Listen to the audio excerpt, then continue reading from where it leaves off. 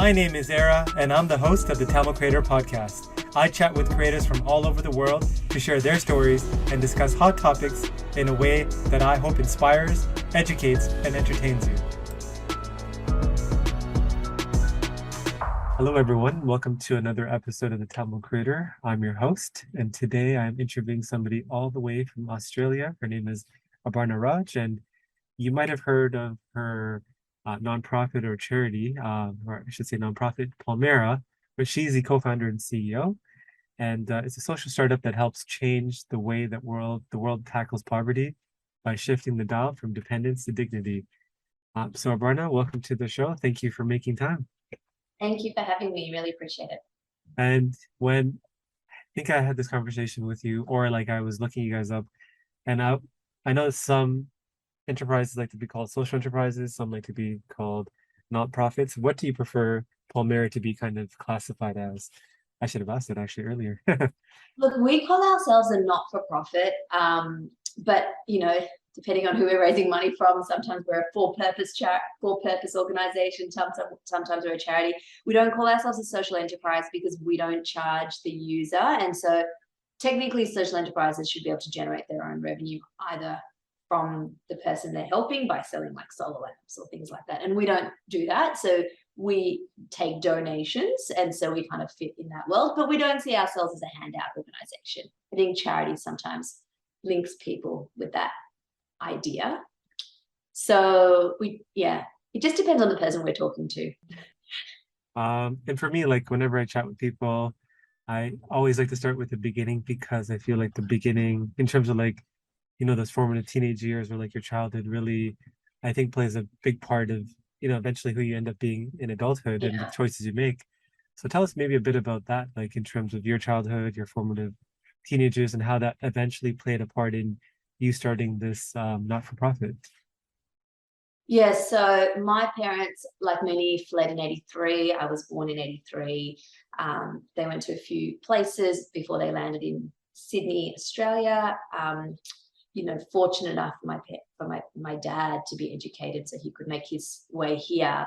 But my mom was very passionate about the country and, like many, had really strong ties. So we grew up with her. She wasn't formally educated, and she would try to find little ways to raise money as they were setting up life here, like many, with very little. And so she had this idea to start catering to like weddings and using all the catering money to send back to whatever the need was at that time. And so we spent, no joke, every Saturday from morning to evening, and every Sunday morning to evening, making rolls and vades. And I think what that created in us is that discipline just to do something for others, even though you really don't want to at that younger age. And when I started life and started my career, I kind of trained as a lawyer, it had me kind of think back to Sri Lanka, and I went back just to explore my roots and got stuck in the midst of the Boxing Day tsunami. I think those early years of what my mum had taught me and the discipline she'd created allowed me to make certain decisions later on in life that has led me to do Palmera today. And you say we, like, so do you have siblings? Yes, brother and sister. And we all disappointed our parents and left our formal careers and now do. My sister's also in the not-for-profit sector, and my brother's a full-time muso. My dad teaches Carnatic music, and my brother's now a full-time Carnatic musician. So, I think maybe deep down they may be proud, but having all their children leave their formal professions was probably not their plan when they came out here. So you were a lawyer, then you went to the not-for-profit, and your sister and brother, what did they do before they made that switch? Engineers and marketing and commerce and all that, very stock standard Sri Lankan stuff. But we were brought up with that kind of real service orientation, and I think that, as you said, leads you in a direction. Interesting. And you mentioned obviously the very formative or like impactful story of like you were in Sri Lanka during the Boxing Day 2004 tsunami.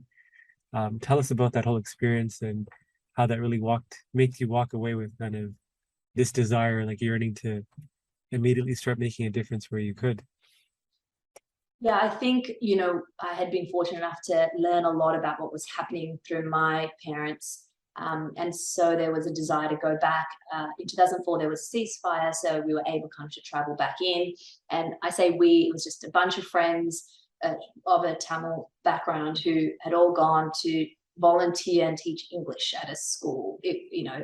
Nothing more sophisticated than that. And it was, when we had gone, it was for those who have visited the north, especially at that time, their monsoons would really devastate the lands. And so there was water up to our hips at that time prior to the tsunami. When the tsunami hit, the north was kind of disconnected from formal communication. So it was very hard to quickly understand what was happening. We had actually traveled to the Jaffna Peninsula, and we were on a boat at the time, actually a small little dinghy that was kind of going out to one of the little islands. And we were protected because we were on the peninsula. But as we drove back and we were coming, back through Elephant Pass, back to Mullaitivu, there were thousands and thousands and thousands of people on the road, and people were jumping into the van that we were driving on. There wasn't many cars on the road, and we were hearing the story, but we had thought it was the monsoon had created some, devastation in some area, and so we couldn't really get the picture of what was going on. But the thousands that were arriving, we knew something was going on. We just didn't realize it was a worldwide event. And because there was not much communication, it was very unclear what was happening. And there was not much emergency supplies or emergency resources. So it was all hands on deck. And over the next week, I guess we just saw the devastation. I was still quite young then, but it kind of created a seed in my mind of sometimes how little it takes in those moments to be helpful. And I then started my formal career, and that seed kind of just stuck in the back of my head. And then in terms of that moment in the kind of you experienced everything firsthand, you saw the devastation. How did that turn into, I guess, the first seedlings of Palmera? In Australia, I had noticed that a lot of people had become disengaged because it was such a political conversation, and there was such a humanitarian need, but because it was such a difficult political context, a lot of people, especially in Australia, had distanced themselves from the conversation. I just felt it was a moment, because it was such a clear humanitarian need, that we could re-engage people. So we wanted in Australia to set up an organisation that had a humanitarian agenda, and I think the tsunami provided that opportunity. And then post-tsunami, we could then focus on the kind of the war relief efforts. But the tsunami gave us that platform to keep referring back to have a disengaged community come back into the fold. So I think it was really critical to allowing us to be the organisation we are today, where there's a really important political conversation that was happening back then, and for many need to be still very engaged with. But I think there needs to be a space for those who want to be involved in a humanitarian context, so we don't distance themselves from this conversation. And when you're like planting like you weren't really planning to, but like the early seedlings of what became Palmera was one of the, I think, events you did was called the Human Race. And I think you raised like tens of thousands of dollars from that event. So maybe talk about how you got that idea, and yeah, what the actual impact maybe beyond monetarily wise, on eventually that snowballing into Palmera. Early on, as I said, we had to engage people and mobilize people and create this kind of clear vision of our humanitarian agenda. So events like Human Race was very important in just creating what we were wanting to be and differentiating ourselves from the political conversation that was going on. Not to say that that's not important. I really want to make that clear. It was just that we needed to create a new space and have people feel safe to engage in that space. So events like Human Race were just looked and felt different to the types of events that were happening at that time. And we wanted to engage not just people of a Sri Lankan Tamil background, but a wider Sri Lankan background, an Australian background, a Greek background, whatever it was, and just kind of mobilize people. And I think that helped.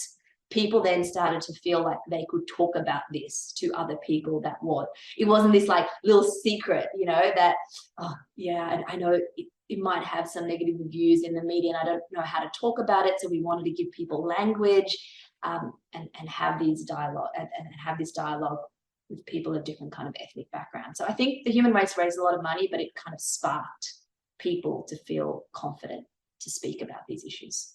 And as you're kind of building momentum, and again, I don't think Palmera was formalized at this time, but eventually did. And you said you were a lawyer before you ended up disappointing your parents and making that switch over. How did you balance, the demands of, your not-for-profit that was kind of, the work was slowly picking up while you were, a full-time lawyer, just I guess working in a full-time role? How did you manage both? And then at what point did you decide that you needed to make that switch to focusing on it full time? Yeah, it was super challenging. It's like anyone who has a side thing that they do that starts to take over. You don't realize the moment it's kind of taken over your life. And it was really when I got married, and 10 years into doing this as a volunteer, and the momentum was picking up. It was a situation, at least in Australia, we had to keep the momentum going. So it took a lot of energy. Sometimes it didn't always raise as much, as the outcomes probably weren't as tangible and clear, but it just took so much energy to mobilize and continually raise and have that energy. It was when I got married, that my husband was like, oh, you don't sleep much, and so I think it had me realize how ineffective the process had been. I'd been so in it. I realized I had to have a step change if we were going to do the type of work that we were doing. And that step change couldn't happen on the side. My plan was I would take 6 months off, I would set things up, and then I would go back to work. It definitely was not my lifelong desire to work in this space. And that was the plan, but 7 years later, it didn't work, that plan. How did you adjust? I know especially when people do side hustles and become their full-time hustles, that's usually kind of more of a for-profit thing. But when in this case you're leaving, assuming like some kind of really decent paying full-time role, and now you're focusing your time on a full-time role in a non-profit, and you're leaving some money on the table. How did you manage that from a personal perspective of that change in income? I was fortunate enough to have a career for 10 years prior. So there was a property that was purchased or a bit of savings that was established. And so that helped, just to feel confident enough to go a couple of years without pay. And I also was married at the time, so had a very, very supportive, wonderful husband who kind of really helped through it all. I think the challenge was, personally, when you are used to being in a particular type of role and your career identifies who you are, I think from an ego perspective, that's kind of the hard thing. A lot of people kind of saying to me, oh, so now you don't work. You must have so much free time. You don't work anymore. And in Australia, at least, not many people jump to a not-for-profit. Many jump to a startup, and these all people have associations with, and that's successful and super cool and super fun. And when, at least in Australia, I was the first to jump to a not-for-profit startup. No one really understood what that looked like, especially in the Sri Lankan community. So there was a lot of kind of disappointed uncles and aunties in the process. And to be honest, it took me like 5 years to be able to own the decision, I think, in my mind. I don't know if you remember this. I only heard about Palmera, I think, when you reached, I don't know if it was you or somebody on your team had reached out to tamilculture.com. I was trying to look through my email. I think it was like 8 years ago or 9 years ago. And I Yeah. think it was when you guys did the Handmade project, which is like, I think, like you talked about, I guess, differences between raising money or like fundraising in Australia versus Canada and the approaches I guess you take. But Handmade, I felt like was one of those things that was very universal. And I read the email. I don't think it was from you. I think it was from somebody on your team. I was like, Yeah. this is like an amazing project. And I remember sharing it with our team. And then even like when you guys started selling the books, like I remember non-Tamil friends were asking for it. So sorry, this is kind of like a completely complete detour, but the handmade project, how did you guys come up with that? And like, are you guys still doing anything with that project today? This episode is sponsored by nobody. That's right, nobody. So if you could be kind enough to hit that subscribe button, that would mean a lot to me. It definitely is something that's sold. It kind of sits in a broader frame of storytelling. How can we storytell different? We can storytell through events. We can storytell as individuals. Your storytelling right now of different aspects, and like the same way that how you came into this and you thought, how can I reach different audiences, broader audience, diverse audiences? The cookbook kind of fell into that. It's challenging because it is a side project. You're trying to develop programs. You're trying to kind of fundraise, and while that raises funds, it has raised several. I think it's hit 100,000-200,000 Australian dollars in terms of profit. You're not doing it for the profit. You're doing it for the storytelling. And what we're doing now, while that continues to sell, we just actually have a documentary that's come out that we're screening here in Sydney and Melbourne. It looks so much better on the big screen, but hopefully we'll be able to do it online, which might not have the same effect.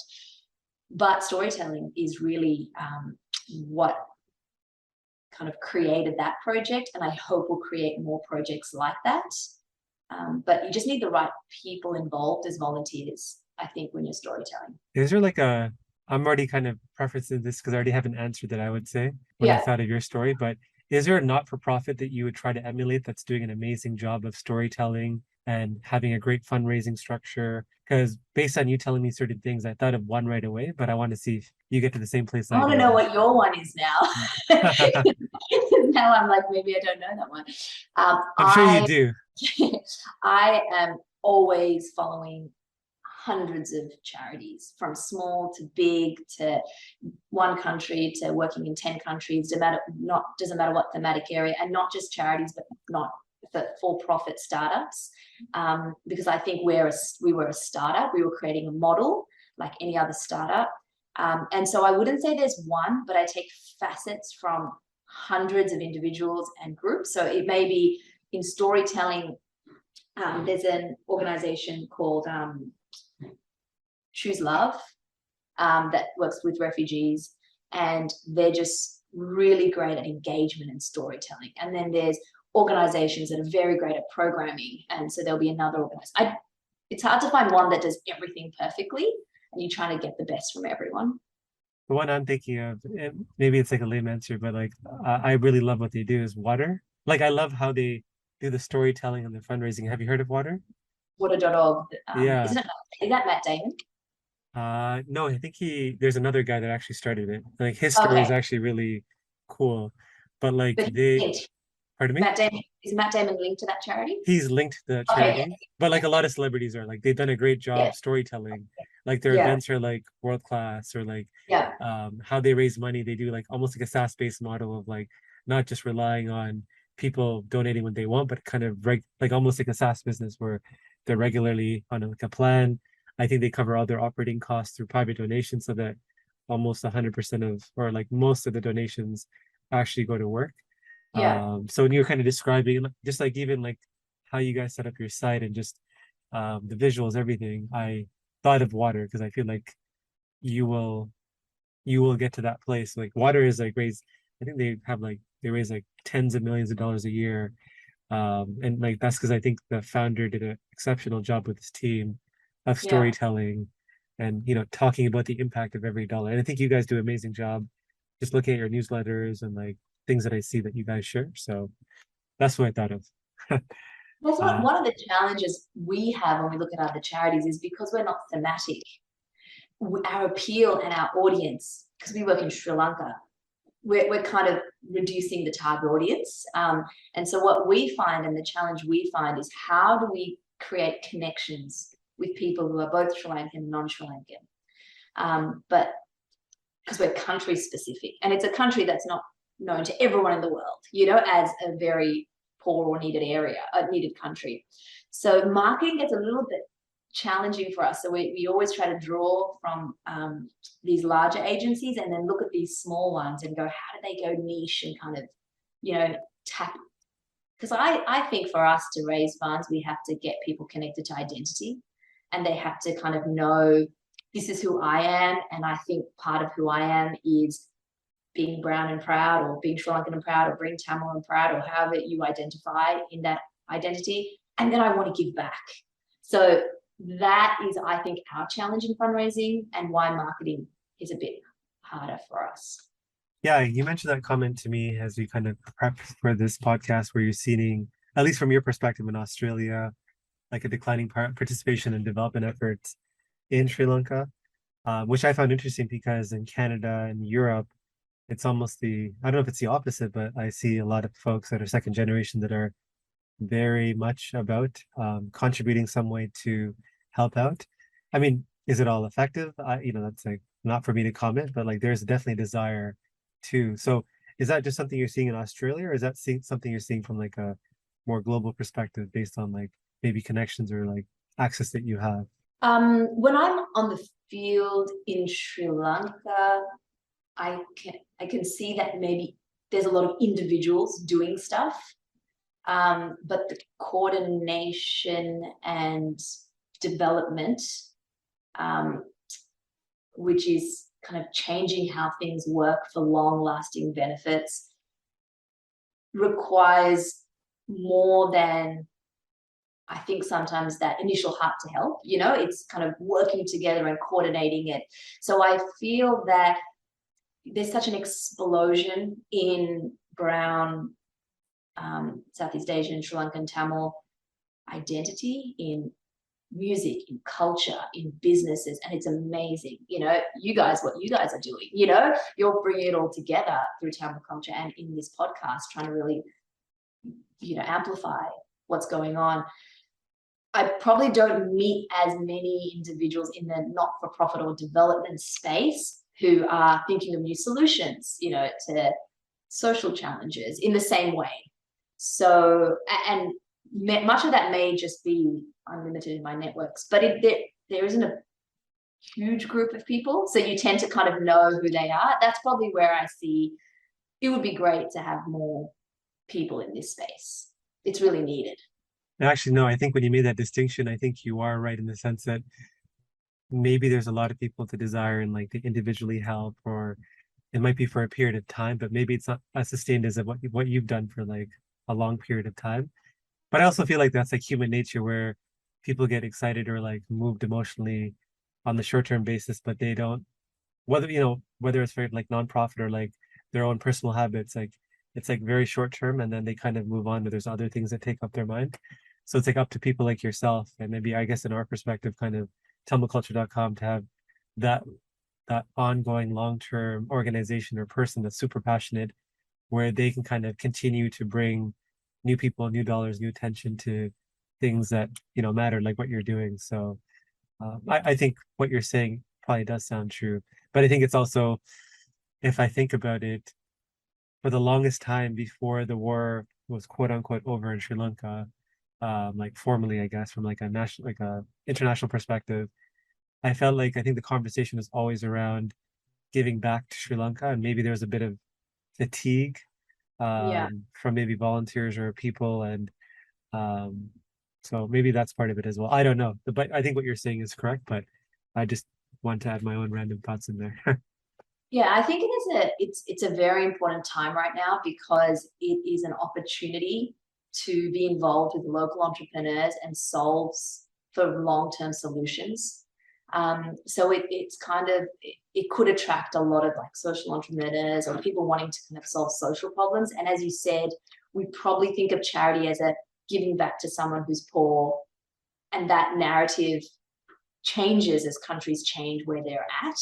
And so it has been hard for Palmera to shift the dial and shift the conversation to, hey, the country went through such a tough time. The North and East really was flattened, and it's a next generation that if we don't help solve these problems, this will become an intergenerational problem, and the country's at this crossroad.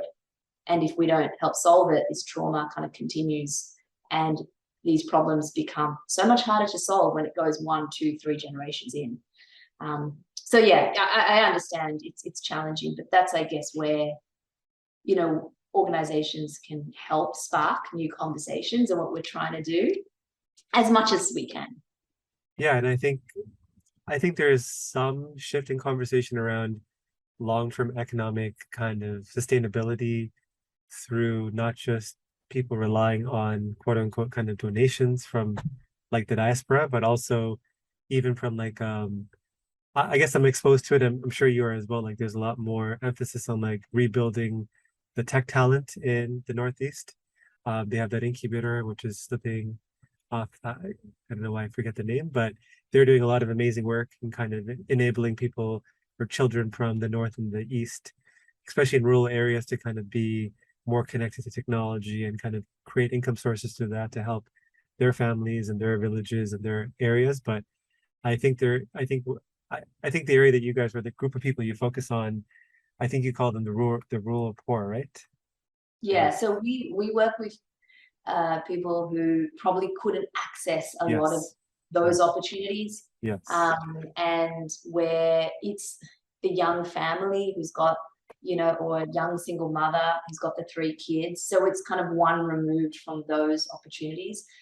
But those opportunities are still really important and needed. It's just the spectrum and the continuum, really, of vulnerability. Do you think like long term the demographic damage that got done during the war and just things after, where like you pretty much had a whole generation of young, or I guess men in general, leaving women, young children, and very elderly to kind of carry the economic burden in those areas. Do you think that just will come with time where that will eventually kind of fix itself? Or what do you think needs to happen to kind of help address that part of it? And like maybe the brain drain that might be happening as well because of obviously the bankruptcy issue in Sri Lanka and just lack of opportunities as well. Yeah, so we have a lot of women-headed households. In the villages we work, it could be up to 25% of people who are women-headed. We have a lot of other challenges as women have young children and they can't fully provide for their economic opportunity if they can't do home-based businesses. There's a lot of like men who are marrying like 3, 4 women. So lots of different kind of social changes in these communities that didn't necessarily have that type of challenge. Lots of domestic violence because of the economic pressure, where if you're having children and you can't go and work, and then it leads to, we're seeing in our village high alcoholism. In the villages we go to, we're seeing like 70-80% of kind of very high alcohol use, 70-80% of domestic violence. So I don't think it resolves itself. It creates a whole bunch of new problems. We have very high levels of, child protection issues because these are small shelters and homes, and it's all happening in a small space. The North has kind of one of the highest youth suicide per capita. There's a lot of global changes that are happening that are now suddenly people are being exposed to, and people don't know how to deal with the fact that smartphones are so accessible even in some rural areas, and there's different cultures and norms that are happening on the back of all these economic and social challenges. So in the work that we do that's in village, it's not in institutional context. We don't, you're dealing with all of this, and they interplay, and the dynamics are so challenging that you can't just go and say, hey, let's just do some training in this village and get people to be in the dairy sector. There's like so many other problems that happen to make these villages transform, but it's work that needs to be done. You've been doing this for a long time. How do you, like you described a lot of things that are very challenging. Obviously, there's team and volunteers that kind of helping you with driving this forward, but how do you personally remain hopeful? Because I mean, you have to be hopeful by nature to kind of do the work that you do, but seeing all of this, because you're seeing it more firsthand than like, I might read about it or like I might know people, but I'm not personally seeing this, but you are to some degree. So how do you like, yeah, how do you remain hopeful? I guess that's a good question to ask. I guess I don't always see it in that frame. I kind of just feel like everybody deserves an opportunity, and it's our duty just to do what we can. And sometimes it doesn't work, and sometimes it does. And if we can move the dial for somebody and provide that opportunity, yeah. So I guess I'm not of that belief of the promised land. It's all going to be perfect, and humans are going to solve all these problems. What drives me, I think, is probably more the duty and the gap and the need, and that we need more people doing and organizations doing this stuff. And yeah, probably that is what kind of keeps me getting up in the morning and doing it with a huge team of people on the field who are working every day tirelessly, especially in the context that we have right now with COVID, who are just so committed to seeing this outcome occur. Did you know that every time you left a 5 out of 5 review for this podcast, a Tamil parent lets their child pursue a career in the creative arts? Okay, that's probably not true, but if there's a chance that it is, do you really want to jinx it? Leave a review. Do it for the young creative in you. Yeah, you talked about, I mean, I guess one of the reasons I asked that is, I don't know if that's part of the reason why you see this, but you mentioned that there's not necessarily this flood of talent coming into the non-profit sector like you do have in like tech or like Web3 or like, finance or whatever it is. And, you'd like to see more people and more talent, not just go and work for these other sectors, but also spend some time or, devote themselves to this. But I personally think compensation is probably one of them. Because I know people that have worked in not-for-profit, and two of the reasons for them entering and then leaving is compensation, but also because of, I guess, funding or whatever it is, a lot of work, and forget the compensation part, but I guess career up, like mobility or like opportunities or like even just lack of praise, or it's just like they're just kind of taken for granted, and they're underpaid, taken for granted, and then like yeah, so Yeah, look, I think we're trying to cultivate in country, in the Northeast, this as a viable way in working. So that's why, we pay our staff who work in the villages, we hire people in the villages, and we provide these career opportunities. And, we have quite a large team there now, and send them to different places and work with different experts. So we're kind of seeing this twofold, primarily it's the people in the Northeast, because we do need people there. And there, the financial incentive is, you can provide some financial incentive, because the alternative for many of these young people might look pretty grim. When we talk about international, completely agree. I mean, it's very challenging. And I don't think working full time in the sector is for everyone, especially in a smaller charity. But what would be amazing is for people to kind of link themselves with one charity and say, hey, I'm going to volunteer in a consistent way for at least 12 months. And it may only look like 2 hours a week, but I'm going to give it 2 hours a week. I think that could help charities, especially like Palmera, the way our website works, graphics, doing Instagram. These are all things that you can't pay for. But when you can look a certain way, you can then attract more funds and then do more work on the ground. So I find that it is challenging to get volunteers, even if it's not their day job, because life is so busy, kind of to stay committed to the cause for a long time. But I think, as you said, maybe some of those other factors do play into it, and we're always thinking about how do we create an incentive for volunteers to kind of stay engaged. So if you have any ideas or thoughts, that would be well, I was going to say, I meant to bring it up at the beginning of our conversation before we started recording, but I'll just mention the teaser now before maybe we talk about it after.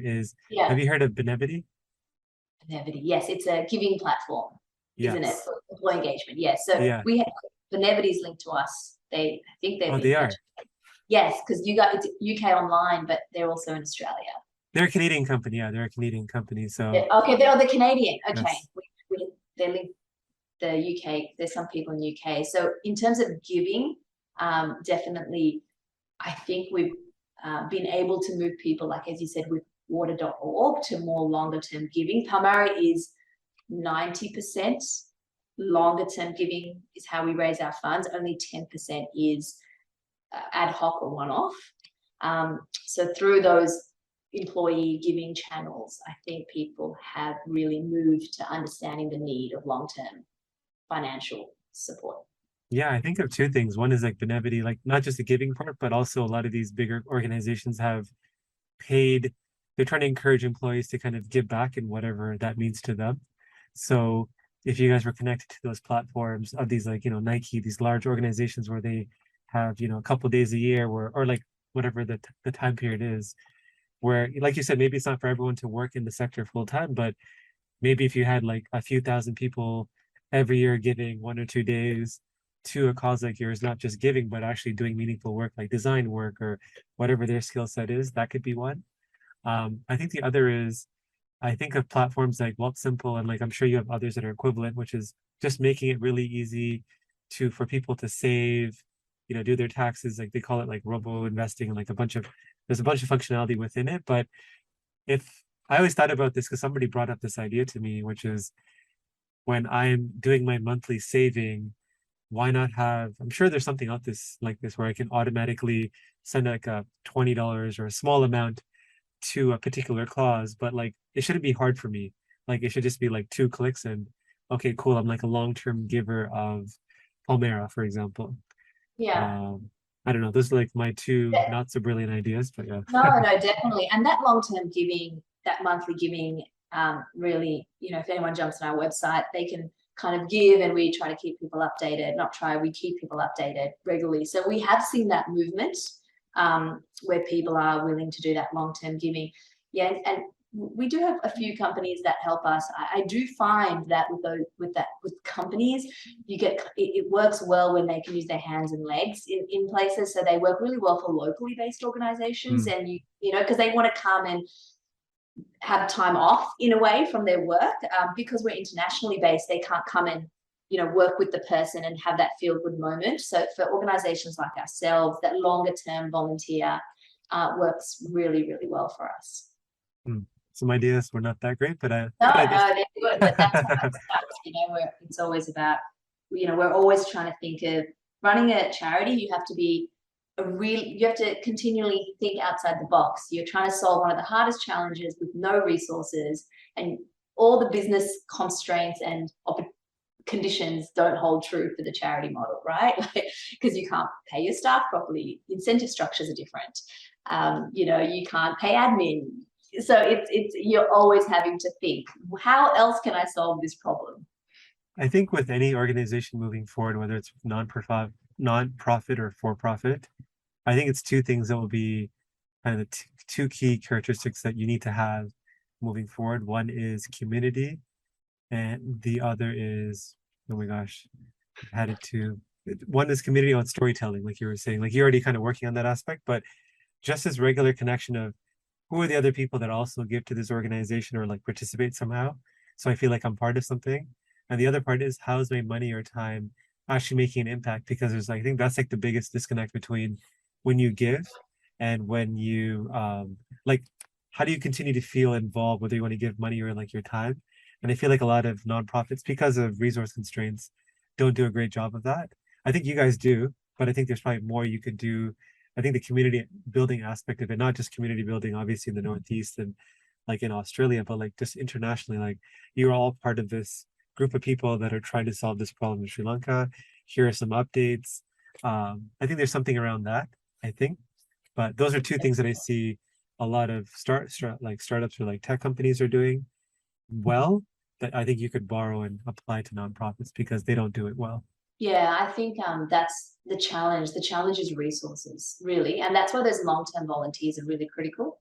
Yeah. I think most charities, anything that they're not doing well, is because they're really just trying to find the people to help them, and the brains that are willing to give that time. And so it is resources, as well as feeling confident that you can continue that, because you don't want to start something and then not have to continue. So you were talking before about water.org and how they created a separate fund, and Palmera did the same thing. We created a growth fund, a separate fund that donors donate into that allow us to continue something that we started. So you spoke about impact, and we've kind of really invested in creating apps that we collect data from, and digital apps. And there's a lot of failures in that process when you don't have a lot of resources. But through this growth fund and through foundations who kind of have given us money into that fund, we can kind of go through that failure and figure out how can we, collect really good data and be more impact focused.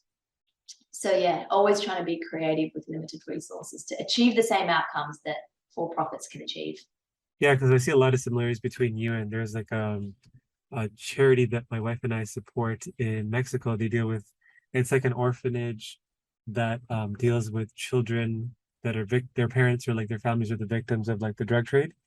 Yeah, So like just like there's just like a bunch of children that were just essentially orphans because of this, and we emotionally became tied to it because of like the person leading it, but also we did something every year. They kind of almost did a good job storytelling where we became almost their ambassadors, at least here, where we did a charity poker tournament every year to kind of raise money and awareness. And I think you yeah. guys kind of do something similar where like instead of having birthday parties, people can do events. But it's just like I think that storytelling aspect is what really kind of kept us connected and still connected to that charity, even though they are also not like a charity you can just drop in and kind of do work like Habitat for Humanity, for example, right? Like we haven't yet visited the orphanage, but we have a connection to that place and the people that we're helping, even though we've never physically seen the space. So yeah, that Yeah, was so and I think that's that's the challenge. How do you keep people connected in the way that you just explained there? By you going and running an event for them, you're deepening your connection with them. And that's what gave us the idea for us to do what we call our events where people can jump on, do a birthday. The moment you do a birthday for a charity, you deepen your commitment because you're now putting yourself out there to others who know you're connected to this charity. And so having those ambassadors or fans of your work who isn't like they always say, like if you would recommend a business to someone else, that's like the ultimate customer, this is the same thing. Like if you are willing to tell others to give to the charity that you're passionate about, and that's been going really well, and we're continually trying to find ways to spark that. Pledge a birthday, I'm a yoga teacher, I'm gonna go and do a yoga event. I'm a tech guy and I'm gonna have this event that links to that and give the money. And that's ways where people can then just get involved one off, but they know the money is going somewhere. And then we then create our connections with the host and give them that confidence. since you guys are Australian based, for international donors, are there opportunities for like tax receipts, or is that only something for Australian donors?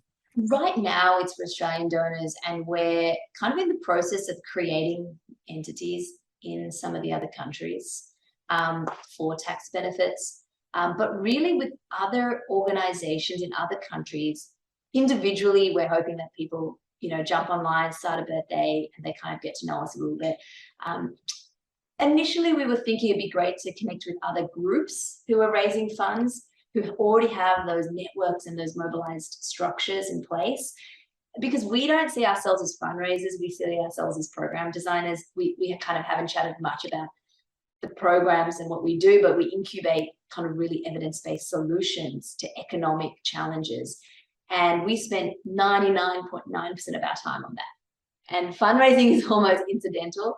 So we have our local charity, and that's the work we do. We created Palmera Australia so we could have sustained funding for those solutions, and we're not at the whims of little bits and pieces of funding that doesn't allow that sustained work. But really, with other countries, those partnerships with the many organizations that you mentioned is really where we're kind of wanting to head.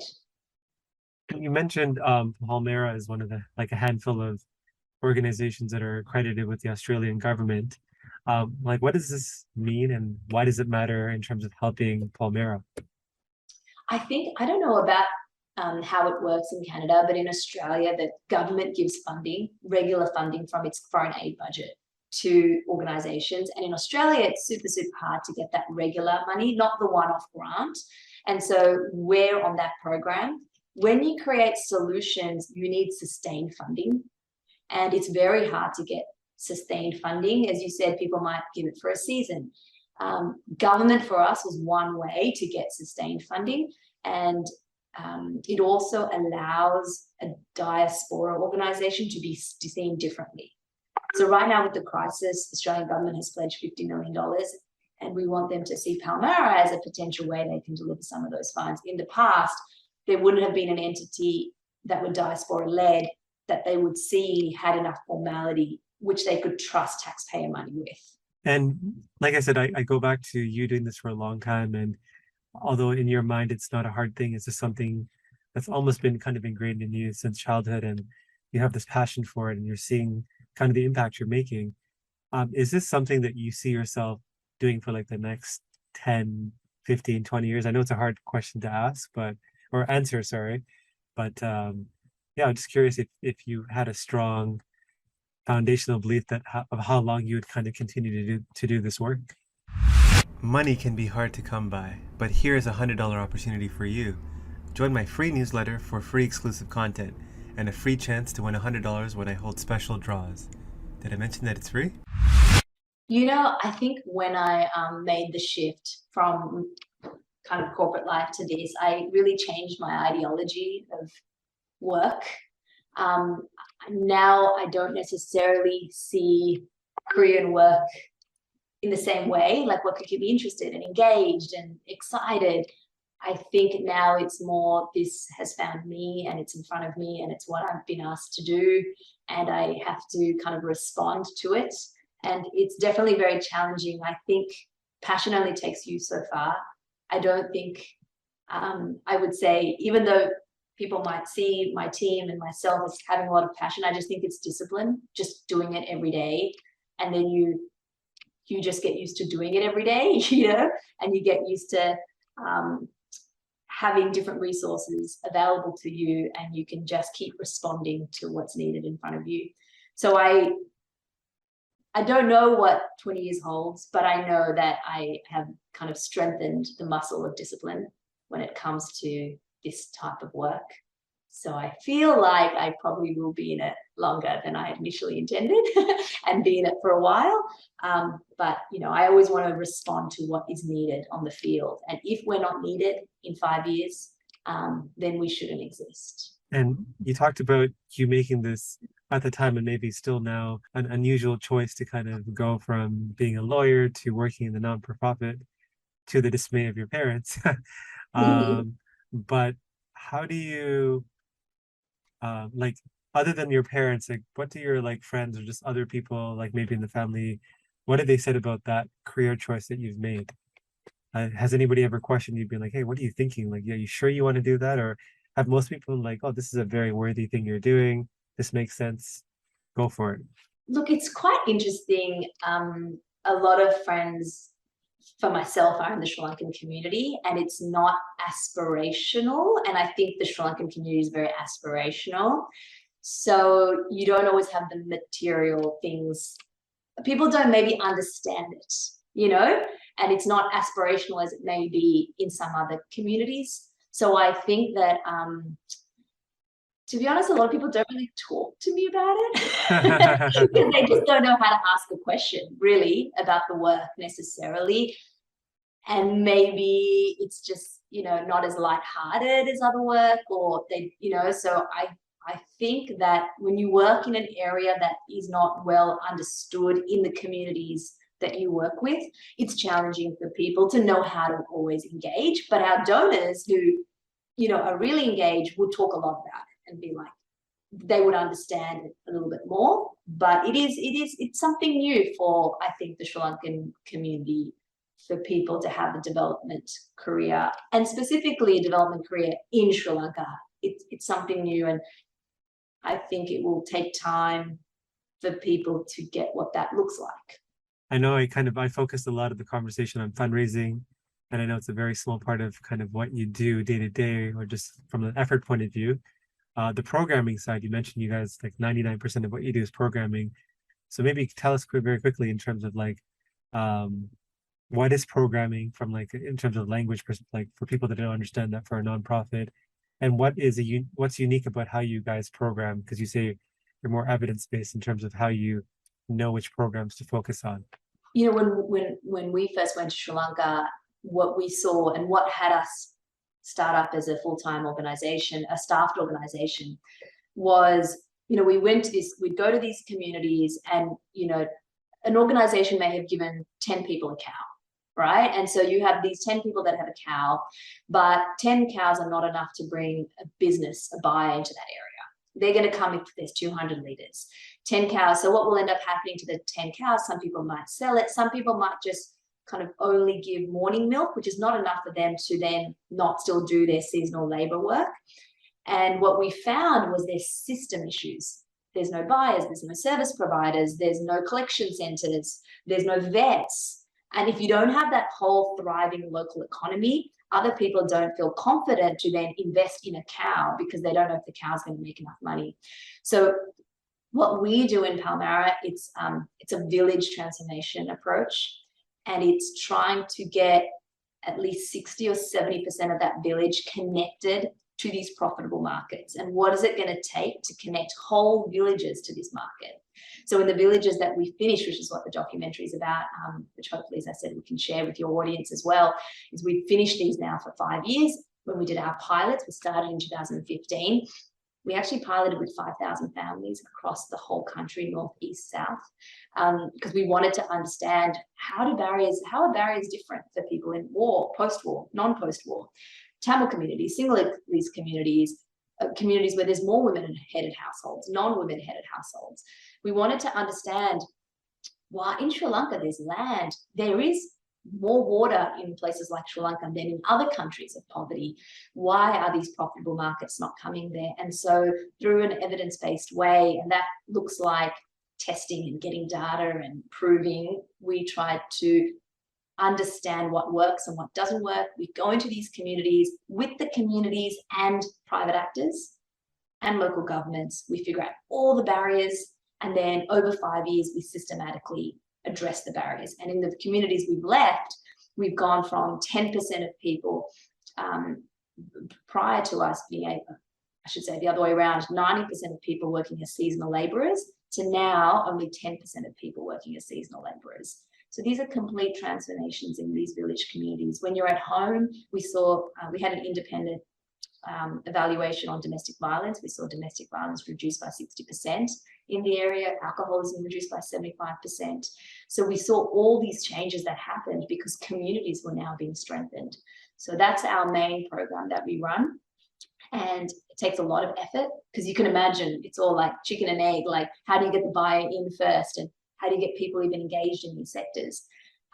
So that model, which we've now proven, we're hoping to scale to 35,000 people over 50 villages in the next 5 years. Amazing. And if you had a chance to go back in a time machine and visit 16-year-old Abarna, what would you tell her? Oh gosh, that it doesn't always look like what you think it's going to look like. Things change, and to roll with the punches a little bit more. You know, don't resist what's in front of you so much.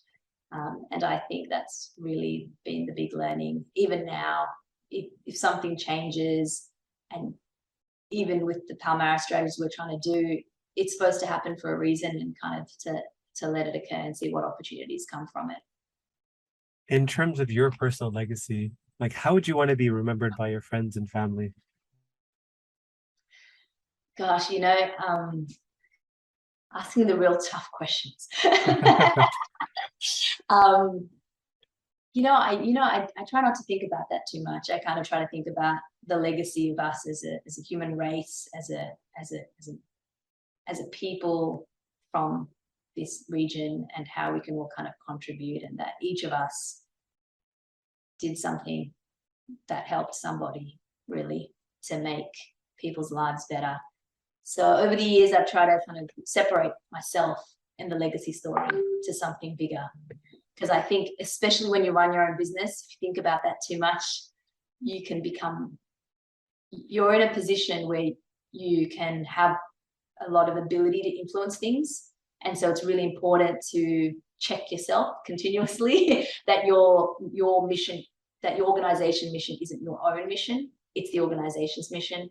And so that's, why I've answered the way I've answered. Okay, well, that's a good way to segue into the final part of the podcast. It's a fun speed run or game I like to call Creator Confessions. I'm going to basically say a bunch of statements, and you'll just tell me the first thing that pops to mind. Ready? Sure. Favorite Tamil food? Favorite Tamil food? Yes. Puttu. Something that scares you? Cockroaches. Insecurity that you have? Not getting things right. I'm a perfectionist, I think. Favorite show you're watching? Probably Suits. I'm doing reruns of Suits at the moment. Makes sense. You're a lawyer, or used to be a lawyer. Place you're itching to travel to.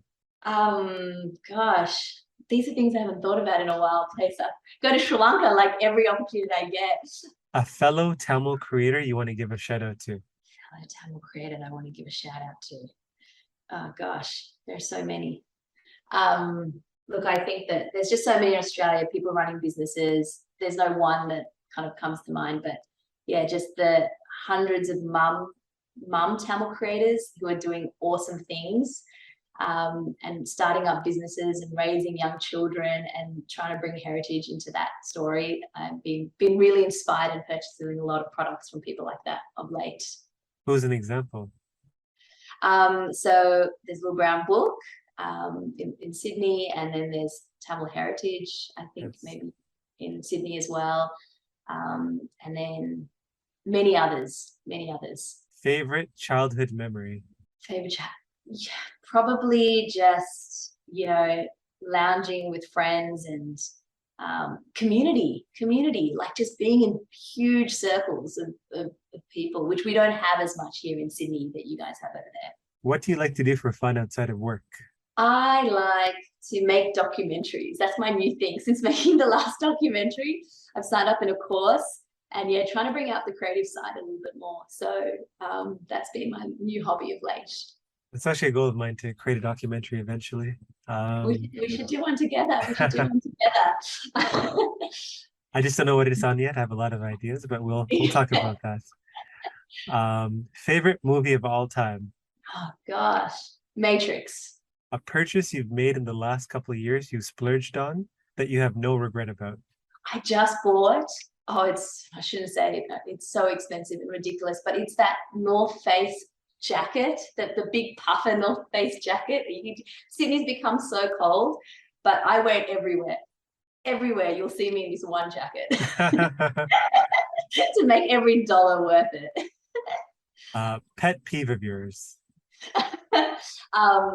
Look, I think because I work in the charity world, everyone always talks about admin. It's like the one thing that just like really kind of gets on my nerves. So that's probably the thing that I kind of blow up the most at. Sorry, when you say admin, like admin costs? Yes, admin costs. Like it's the one thing that like you say you work at a charity and then the person's going to talk about 20 minutes on how wasteful charities are. And you're like, oh gosh. If you knew that you were going to die tomorrow, a regret that you would have? That I just worried about stupid things for too long, just didn't get over things quick enough. A celebrity or just person whose life you'd want to experience for one day? Personal celebrity. Maybe I want to have a good answer. I want to say something really insightful. I haven't thought about it. Maybe like Obama. Yeah, I can see that. Yeah. Someone like him. Yeah. What's a book you've read or a podcast you've listened to that's had an impact on you? So many. Okay, so I would say The Denial of Death, and it's a book written by Ernest Becker, and it basically speaks about what drives people and the legacy question you asked, and it basically says everything we do is because we don't want to die, and that drives everything we do in our life. And it provides a lot of interesting perspectives.